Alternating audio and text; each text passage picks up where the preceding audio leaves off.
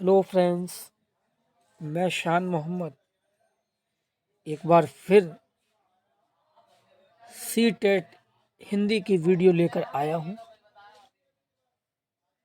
चलिए ज़्यादा कुछ न कहते हुए सीधे टॉपिक पे आते हैं।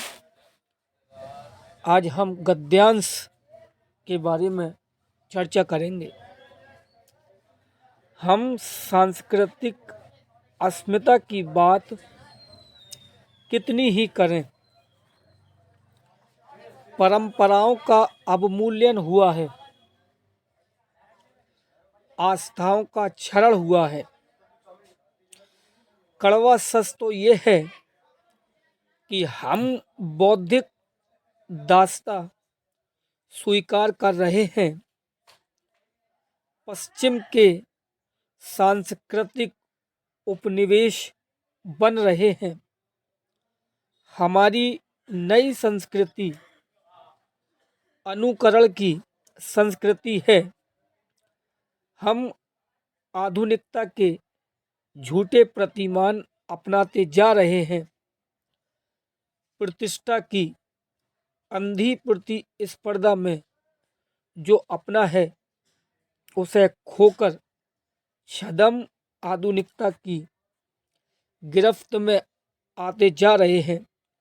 संस्कृति की नियंत्रक शक्तियों के क्षीण हो जाने के कारण हम दिग्भ्रमित हो रहे हैं।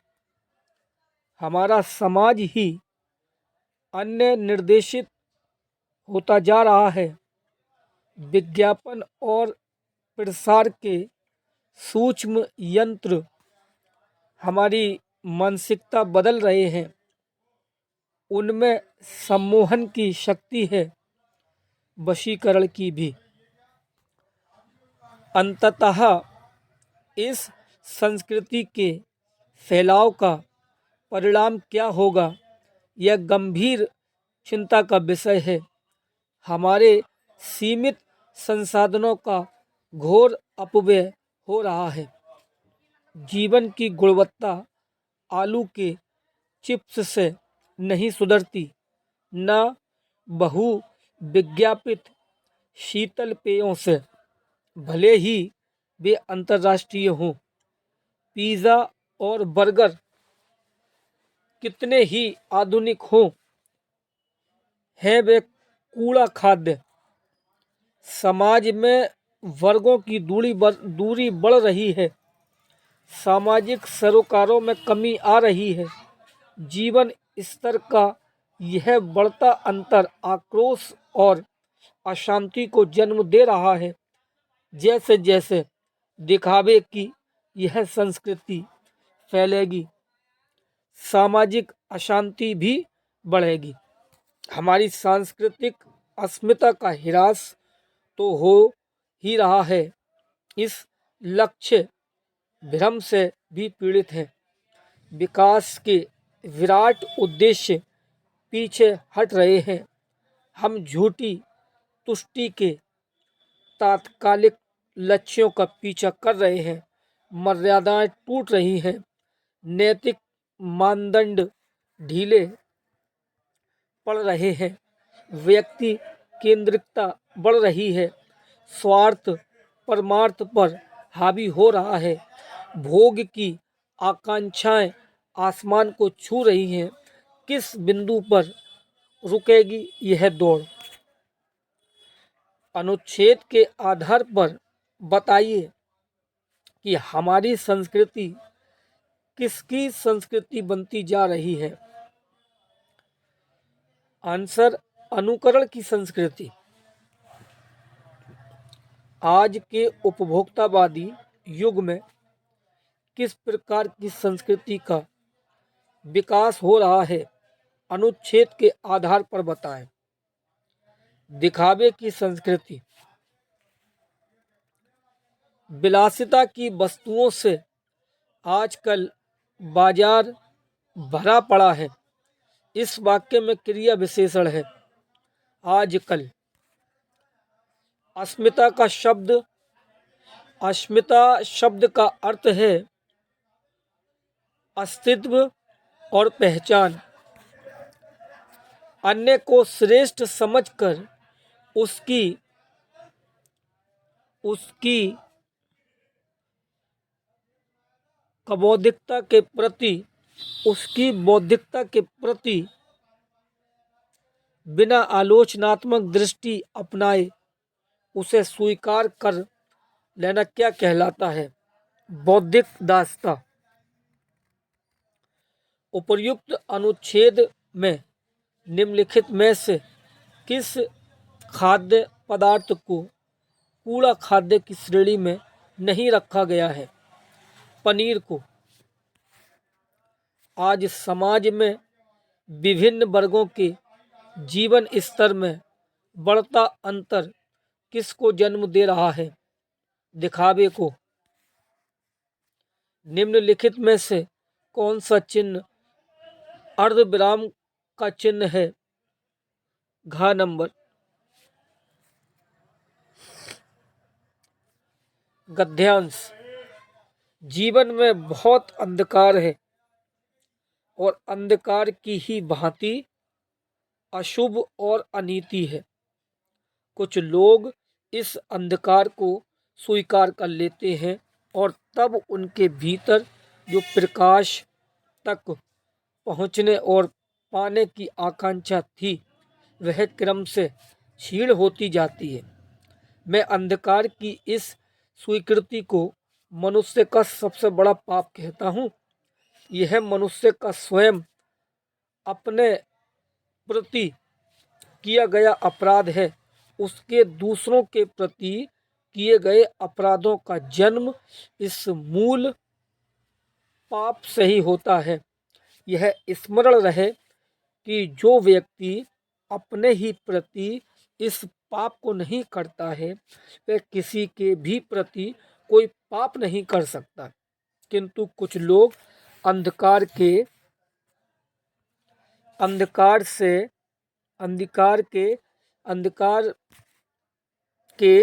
स्वीकार से बचने के लिए उसके अस्वीकार में लग जाते हैं। उनका जीवन अंधकार के निषेध का ही सतत उपक्रम बन जाता है। गद्यांश में अंधकार शब्द किस ओर संकेत करता है? बुराइयों और कठिनाइयों की ओर जाना। लेखक ने किसे सबसे बड़ा पाप कहा है? अंधकार को स्वीकार कर लेना। जब व्यक्ति स्वयं के प्रति किए गए अन्याय शोषण के विरुद्ध आवाज नहीं उठाता तो इससे दूसरों के प्रति अन्याय शोषण को बढ़ावा मिलता है। अंधकार का निषेध किस ओर संकेत करता है? यह मानना कि समाज में अन्याय शोषण बुराइयां नहीं है। इस गद्यांश का मुख्य उद्देश्य है अन्याय और बुराइयों को दूर करने के लिए प्रेरित करता है। इस गद्यांश में उपक्रम का अर्थ है व्यवसाय कार्य। जीवन में बहुत अंधकार है। रेखांकित अंश में कौन सा कारक है? अधिकरण कारक। डैश और अंधकार की ही भांति अशुभ और अनीति है। वाक्य में निपात है ही भी तब जब इत्यादि हिंदी निपात कहलाते हैं। काव्यांश। अब ना गहरी नींद में तुम सो सकोगे, गीत गाकर मैं जगाने आ रहा हूँ।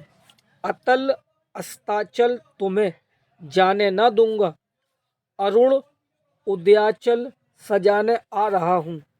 कल्पना में आज तक उड़ते रहे तुम, साधना से सिहर कर मुड़ते रहे तुम। अब तुम्हें आकाश में उड़ने न दूंगा, आज धरती पर बसाने आ रहा हूँ। गहरी नींद में सोने का अर्थ है बेखबर होना। कभी लोगों को कहाँ नहीं जाने देगा पतन की राह पर। कभी किस तरह के व्यक्तियों को संबोधित कर रहा है जो जीवन की कठोर वास्तविकताओं से बेखबर हैं। कभी लोगों को क्यों जगाना चाहता है? ताकि मनुष्यों में गतिशीलता आ सके और वे प्रगति के पथ पर आगे बढ़ सके। अतल अस्ताचल तुम्हें जाने न दूंगा कौन सा अलंकार है?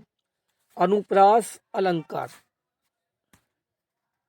कविता का उपयुक्त शीर्षक हो सकता है जागृति, पद्यांश। अंधकार की गुहा सरीखी उन आंखों से डरता है मन, भरा दूर तक उनमें दारुण दैन्य दुख का नीरव रोदन।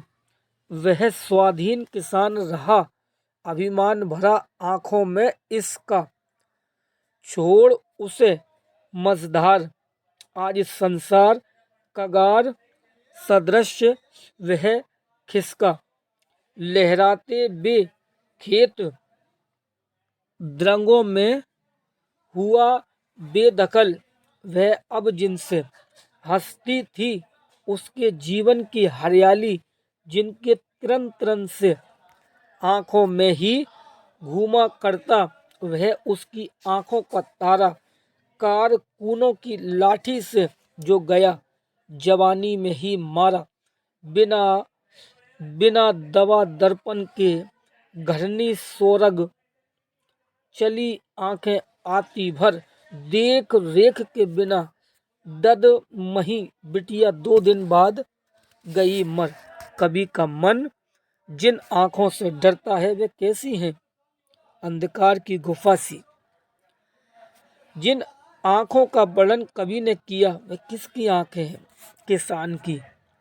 किसान की आंखों में अब भी क्या लहराता है? अपने खेत जिनसे वो बेदखल किया गया। इस पद्यांश के लिए उपयुक्त शीर्षक लिखिए, बे आंखें।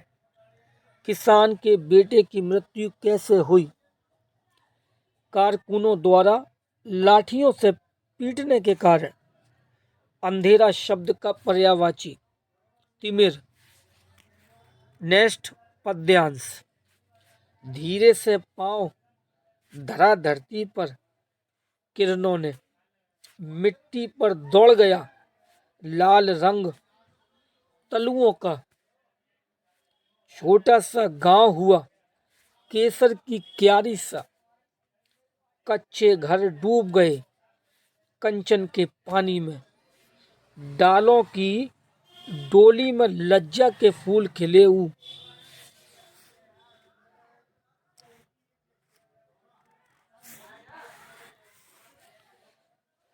सा ने ऊषा ने मस्ती में फूलों को चूम लिया। गोरी ने गीतों से सरसों की गोद भरी। भौरों ने गोरी के गालों को चूम लिया। उपर्युक्त पद्यांश में कवि ने किरणों का मानवीकरण करते हुए उससे की तरह चिन्हित किया। नई नवेली दुल्हन की तरह चित्रित किया है। लाल रंग तलुओं का पंक्ति में निम्नलिखित में से कौन सा अलंकार है? अनुप्रास।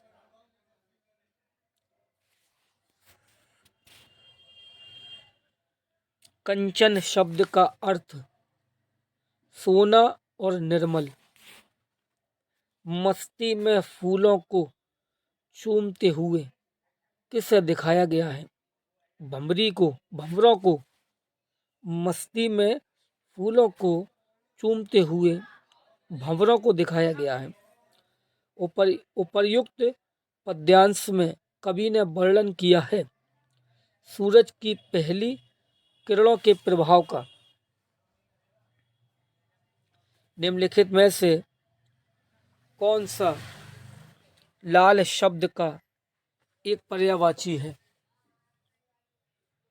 सुर्ख। हिंदी शिक्षण शास्त्र।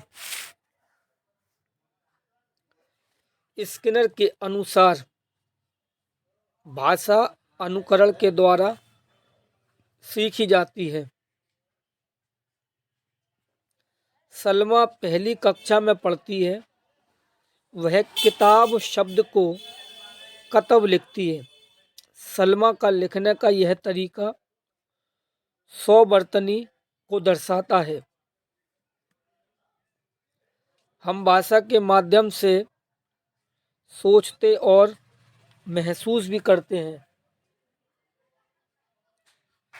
पाठ्य पुस्तकों में रचनाएं एक वातावरण निर्मित करती हैं और अभ्यास प्रश्न उन्हें परखने, उनसे गहराई से जुड़ने और व्यापक अनुभव स्तर से तादात्म्य तादात्म्य का मौका देते हैं। प्राथमिक स्तर पर हिंदी भाषा सिखाने के लिए सबसे अधिक ज़रूरी है कक्षा में प्रिंट समृद्ध परिवेश। कक्षा 5 के बच्चों के भाषा आकलन के संदर्भ में आप किस सवाल को सबसे कमज़ोर मानते हैं? ईदगाह कहानी में हामिद ने मेले से क्या खरीदा? आपके विचार से प्राथमिक स्तर पर उत्कृष्ट लेखन कार्य का उदाहरण है किसी आंखों देखी घटना का लिखित वर्णन करना। भाषा सीखने और भाषा अर्जित करने में अंतर का मुख्य आधार। भाषा का उपलब्ध परिवेश। प्राथमिक स्तर पर बच्चों की भाषा का आकलन करने का उद्देश्य उसके भाषा प्रयोग की क्षमता का आकलन। पहली कक्षा में चित्र बनाना भी लिखना के अंतर्गत आता है। बहुभाषिकता हमारी पहचान भी है और हमारी सभ्यता व संस्कृति का अभिन्न अंग भी है। किसी विषय को सीखने का मतलब है उसकी अवधारणाओं को भी सीखना, उसकी शब्दावली को भी सीखना। कहानी, कविता, गीतों और नाटकों के माध्यम से बच्चे अपनी सांस्कृतिक धरोहर से जुड़ते हैं। इनमें से कौन सा प्राथमिक स्तर पर हिंदी भाषा शिक्षण का उद्देश्य नहीं है? सुनी गई बातों को ज्यों का त्यों दोहराना।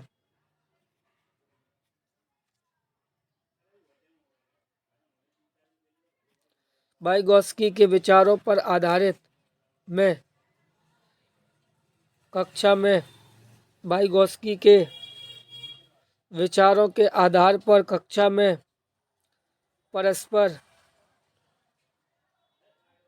परस्पर अंतःक्रिया पर सबसे अधिक बल दिया जाता है। प्राथमिक स्तर पर बच्चों के लिए बाल साहित्य के चयन का मुख्य आधार क्या होना चाहिए? रोचक विषय वस्तु। भाषा सीखने की कौन सी विधि मातृभाषा को मध्यस्थ बनाए बिना दूसरी भाषा को सीखने में सहायक होती है? प्रत्यक्ष विधि। भाषा शिक्षण में बालक में मौखिक कौशल के विकास के लिए प्रश्नों के उत्तर पूछना सबसे कम महत्वपूर्ण है। प्राथमिक स्तर पर बच्चों की पठन क्षमता का आकलन करने में किस प्रकार की सामग्री सर्वाधिक महत्वपूर्ण है? बाल साहित्य की कोई संवादात्मक कहानी। भाषा विकास के संबंध में कौन सा कथन सही नहीं है? भाषा विकास व्यक्ति निरपेक्ष है। भाषा सीखने का उद्देश्य प्रत्येक स्थिति में भाषा का प्रयोग कर पाना। कविता कहानियों पर चर्चा करने एवं प्रश्न पूछने का उद्देश्य भाषा की विभिन्न छटाओं का अनुभव कराना है।